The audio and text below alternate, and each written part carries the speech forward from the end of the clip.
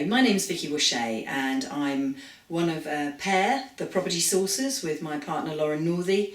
And this is a video series entitled Your Pension's Not Enough. Now I'm going to start by saying I'm not a pensions advisor, I'm not a financial advisor. I watch the news, I understand about property investing and I think about things, and that just makes me question. So what I'm doing in this video series, I suppose, is questioning the sense of a pension. So the way that we are set up with pensions, you can have, and this is very generally speaking because it's not a lesson on pensions, very generally speaking, you've got a pension that will come from the state, which I think we can all just agree is not going to be a great deal of money. It's set up in a way that it sort of stops you starving, but only just stopping you starving. The other thing that you can have is a company pension, and I'll come to that in a minute, or you can have a private pension. And a private pension is where you've gone and spoken to a financial advisor and have decided to take out a pension. You've worked out with the financial advisor how much you want to have as an income, and he's told you how much you have to put into the pension. That doesn't necessarily get the contributions, because your contributions and tax credits and everything else might be somewhere else.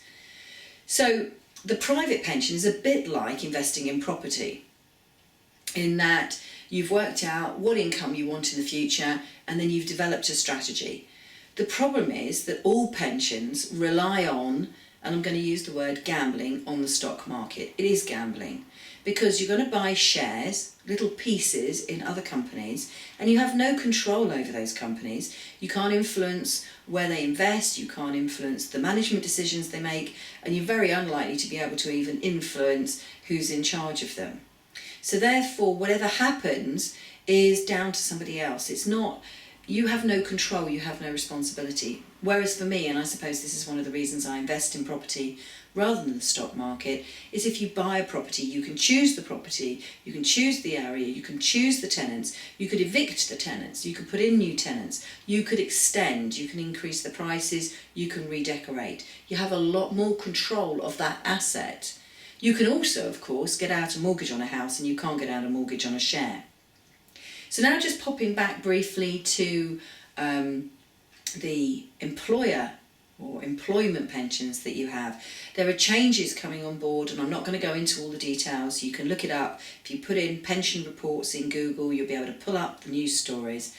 But essentially, all employees are going to be automatically put into an employment pension.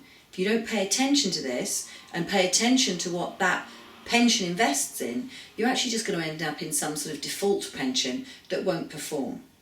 There's a big argument going on at the moment about the charges. There are a lot of charges affecting pensions, and I'll put some links at the bottom of this video to some newspaper articles that I've been reading that tell you about the changes in the pension and changes in the charges and the costs of the charges.